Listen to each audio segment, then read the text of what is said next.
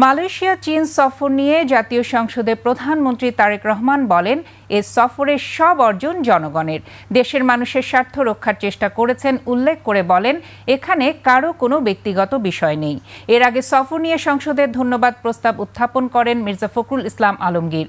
এরপর অর্থমন্ত্রী আমির খসরু মাহমুদ চৌধুরী ও বিরোধী দলীয় নেতা ডাক্তার শফিকুর রহমান সমর্থন জানিয়ে বক্তব্য দেন। পরে স্পিকার ধন্যবাদ প্রস্তাব কণ্ঠ ভোটে দিলে সবাই সমর্থন জানান।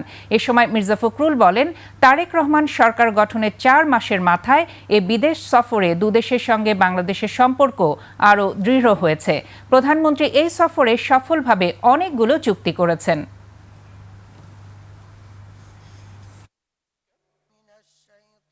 সফরটি বাংলাদেশের জন্য অত্যন্ত গুরুত্বপূর্ণ ছিল। বাংলাদেশের সঙ্গে মালয়েশিয়া এবং চীনের সম্পর্ক আরও দৃঢ় হয়েছে এবং অত্যন্ত সফলতার সঙ্গে তিনি এই সফরে অনেকগুলো চুক্তি সম্পাদন করেছেন।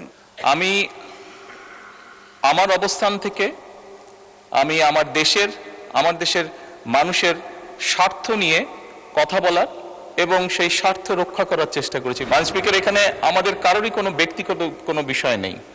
এটি যদি কোনো কিছু অর্জন হয়ে থাকে, ভালো কোনো কিছু অর্জন হয়ে থাকে, এটি বাংলাদেশের অর্জন।